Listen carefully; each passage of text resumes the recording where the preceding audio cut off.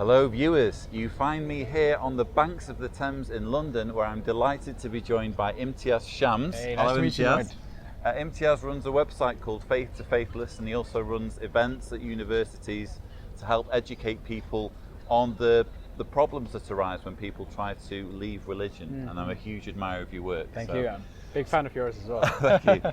So I really wanted to talk to you about what you're encountering from people who are trying to leave behind high control movements. Yeah. You've been on some fascinating documentaries recently with Vice, where people are genuinely in fear of their lives. Yeah. Is that a common thing among ex-Muslims, or? So I think, there's an element of difference between if you're at fear because you live in a country where apostasy is punishable by death from Islam. So in that case, there's a lot of people who are afraid because Ali Salim, who runs Faith to Faithless with me, and we get messages from people from Saudi Arabia, from Dubai, all the time, and they are at fear from their lives, from whether it's the state, but often it can be from their families, and often they can be women, because with a lot of the women, their movements are controlled. It's the father or the oldest brother that they're at risk with from often. I don't know why. I think there must be some reason. But obviously, men are also in danger, and so there is a level of violence there. In terms of the UK and also in the West, there is a risk of things like honor-based violence. So we've dealt with people who've been at risk from their families. Again, often girls. Not always girls. For example, if you're a guy and you're out of the closet, so to speak, there's been cases where people are threatened by other people, and it's a very bro type thing, like, bro, you didn't say this about my religion, I'll hurt you, kind of thing. So that happens. But what I often try to unearth, which isn't just about the physical violence, but often the emotional violence, like this idea that you can be kicked out, you can be shunned by your family or your community, which I'm sure you guys have probably just as much or more experience with than we do. But that's almost just as bad, because it can damage you sometimes worse than the physical. So the emotional abuse, you think, is as bad as the physical abuse? Sometimes worse. Yeah. Because the physical abuse, someone hits you once, you run away, that's done. Emotional violence can stay with you for decades, and we deal with a lot of people with mental health difficulties that come from being shunned, being kicked out, being told you're nothing, having narcissistic family members, all that kind of stuff. That's interesting, because when I think of Islam, I almost wonder whether we've got kind of target sites on us now, because it does seem to be there's this huge stigma against criticizing religion. I have to ask, do you ever get death threats doing the work that you do? So on YouTube, everyone gets that. Let's just. I haven't had a death threat. Okay, fine. I must be doing it wrong. I've definitely had people say, like, I'll come to your area, or they find my number somehow, and because I'm from Ilford, they'll say, I'll come to Ilford, all that. Nothing super credible yet, and that's important, because it is, like you say, there's a political stigma attached to discussing Islam, and it's problematic. But I think it's a complicated answer. I can't just say, yes, everyone who talks about Islam will get that. It's not true. It's simply not true. But you can't also say that it's completely fine and dandy, because there is a credible threat of violence for anyone that discusses Islam because of blasphemy laws, which go all the way back. And there is an element of, within the religion, or at least within literal interpretations of the religion, where if someone offends your faith and they're seen as an apostate, within a Sharia context, they should be killed by the government. Not by vigilantes, but you can argue there's a lot. If the government doesn't happen to have that in place, then people do argue that, well, if the government's not going to do it, we have to take it in our hands. So there's a risk. So you've seen in Bangladesh, time and time again, people are getting killed. And it's not just for being apostates, it's for being a Sufi Muslim leader, it's for being gay, etc. So there's a real physical threat, and it's real. And it's not always religious, it's mixed with things, but religion has a big part to play in the physical and the emotional violence.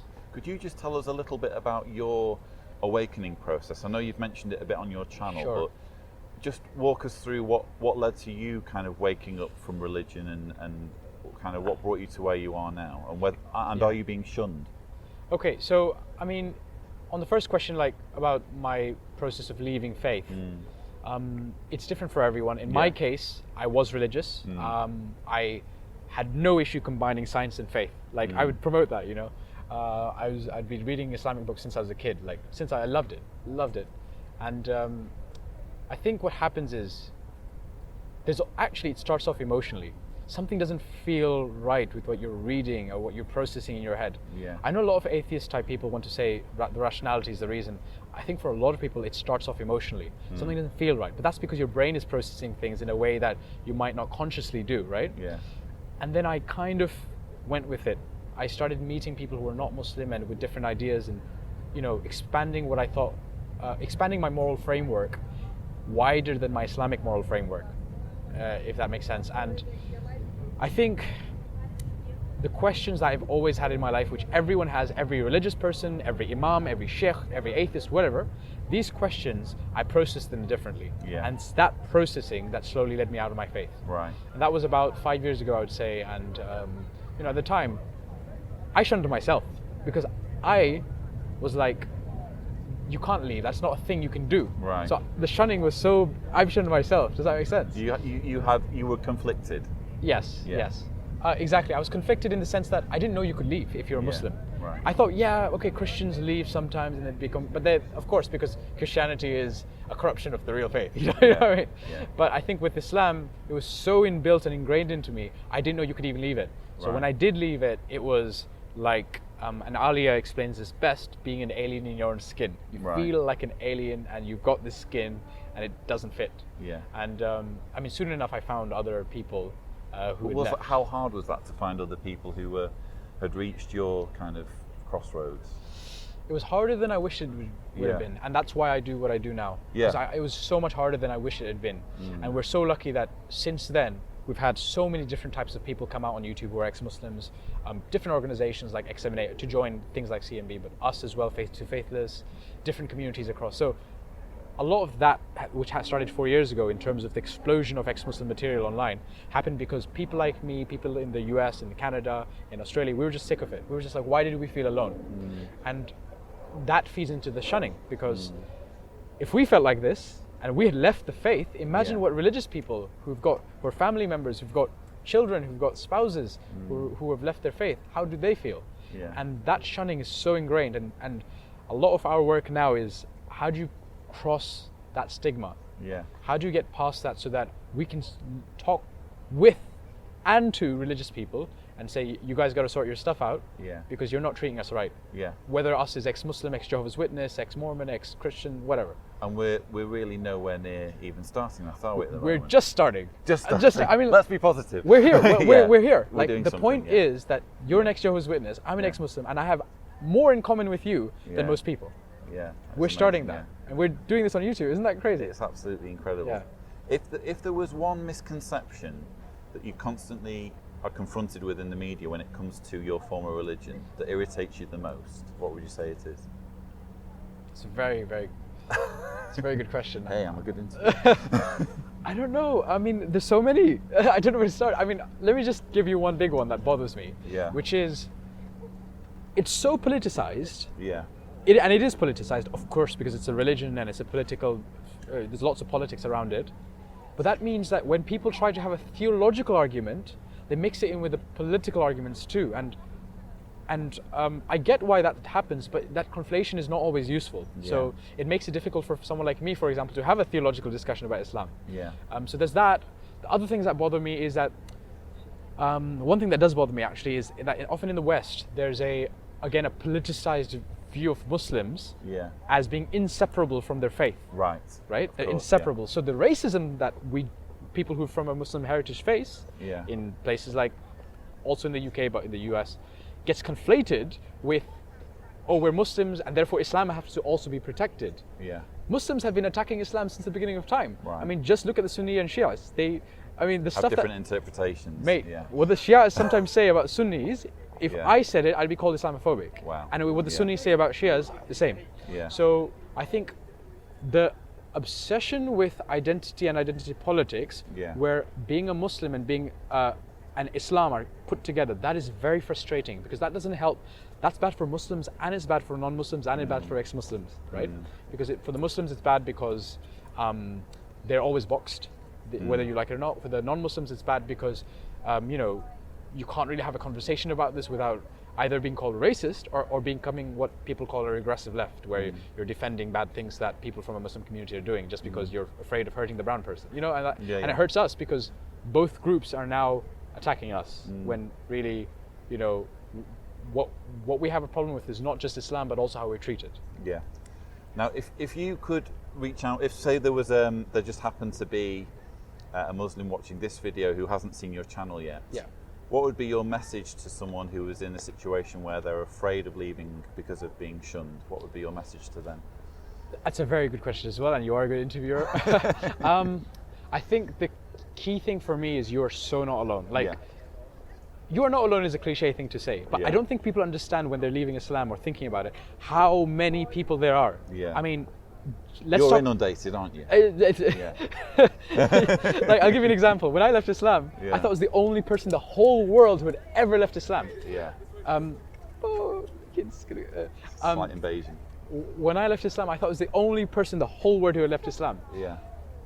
Now, just with a very quick calculation based on the Office of National Statistics data, I can reasonably say there's probably about 12,000 ex-Muslims, 10 to 12,000 ex-Muslims in London alone. In London? In London alone, right? Because you look at the statistics, how many Pakistanis and Bangladeshis say they're not religious, you work it out, right? So that's just here. Saudi Arabia, 6 to 7% of them say they're atheists. You can work out that as well. In Saudi Arabia? Yeah, Saudi Arabia, where is the of death course. penalty? Because it's a theocratic state. So you're going to have people who are engaging with their faith in a different way, right? Yeah. So you are so not alone, it's not funny. And I think the important thing to do if you're watching this, whether you're an ex-Muslim or anyone else, because people from all religions feel alone, right, when they leave. Go online, look at, I started off Reddit, on the Reddit forums. Ex-JW is quite good, ex-Muslim is quite good as well, I'm on that. So check them out. Tell your story anonymously, see how people interact, see that you're not alone. And what will happen is, at some point you will feel brave enough to go maybe meet someone in real life. So we have all these secret communities across the world now. There's one in London I set up 4 years ago. There's one in, there's quite a few in America, which some of my friends set up, huge one. There's one in Australia that I've set up. They've got, people in Melbourne and Sydney and one sad, lonely person in Brisbane. And there's also one in, up in the north in the UK that people set up, and you will find a place to go if you need to. And so reach out, because you're not alone. The resources are there, and I think your website, Faith to Faithless, yes, I love the way that it's written in such an appealing, humane way, where I can't remember what it is you say now, but you ask questions like, do you feel threatened? Do you feel, yeah, so when I was building that, I was thinking, okay, what are the 3 things that I've come across ex-religious people going through, whether they're ex-Muslim or ex-Mormon or whatever, and that is, they're in 3 stages of their lives. They're either thinking about it, they're like, I don't know what to do, but I feel so alone, or they've done it, but they're shit scared, and I'm sorry I swear, but that's how we are. And the third is, no wait, you know what? I've spent 10 years of my life building myself away from my faith. I want to help other people now. So those are the 3 categories. And so that's where it kind of filters down on the website. We are actually doing a massive redevelopment, and a lot of what we want to do is have a lot of material from people like yourselves, so that when there's that kid who's an ex-Jehovah's Witness, is online and there, he can say, wait, my people have written something for me. My people, not like ex-Muslims or ex-Christians. And that's actually the perfect format, because Jehovah's Witnesses are basically told to avoid anything that is so-called apostate. So if your website isn't directly targeting, we're just Faith to Faithless. Fantastic. And I'm guessing that you know a bit about Jehovah's Witnesses from your own research. Because you've had us involved with a recent event. Yes. So I mean, what would you think of the similarities? And it's really interesting you say that, because I think the real point where I realized I needed to do something wider than ex-Muslims is when I spoke to ex-Jehovah's Witnesses in particular online, because I think with Islam it gets seen as a religion. With Jehovah's Witnesses it gets seen more as a cult. Pardon me if I'm wrong. And yet so much of what the people who are ex-Muslim from a worse background go through is exactly the same. And that's because people practice Islam in different ways, and there are cultish ways of raising up your children. And so when I was reading stuff that men and women, and there's a lot of women involved in the ex-Jehovah's movement, as you know, writing, I was like, everything of this either reflects my own personal experience or the experience of every other ex-Muslim kid or adult I've worked with. Every single one. There's a like for like. And that's really important, and we need to find these commonalities, you know, and this goes wider to the atheists and agnostic and all that movements and humanist movements as well, because often the reason we set up these groups and do these things is because we don't fully mesh with people who are raised up and were not really religious. So British religiosity can be quite, as you know, Church of England, you can leave, it's fluid. Yeah. For us it wasn't. I imagine for both of us actually. Yeah. And that has a very specific it has a very specific effect on us, I think, and it comes with its own problems. And I think they're often more common than with someone who's not from a religious background, who's left. Yeah. Does that make sense? It does, yeah. I think one of the frustrating things for me is the fact that you have organisations like Watchtower that are mandating shunning in their publications, and they're still claiming charity status. Oh, yes. So, oh my God. And actually, one of the things that I want to do, and Ali has been pushing this so much, on the ex-Muslim side, is every single masjid and mosque in this country is a charity. Yeah. Every single one. Yeah. And so, most of them have had to deal with apostates, right? Yeah. Now, I know for a fact that a lot of the imams, whether it's because they don't know how to deal with it or whether they're malicious in their shunning, will say to the families, no, there's no way this can work out. If they're an apostate, you have to turn them around, or you can't have a real relationship with them. It's an unfortunate thing that gets said, but they're charities, and they get taxpayer money, and when I pay tax, so I think there is a real, especially in Britain, a real chance that we can come together and basically force the religious institutions to wake up and not discriminate against people through the advice they give, through the shunning that they enforce on families. Because not all families want to shun their kids. And I'm sure you've gone through this.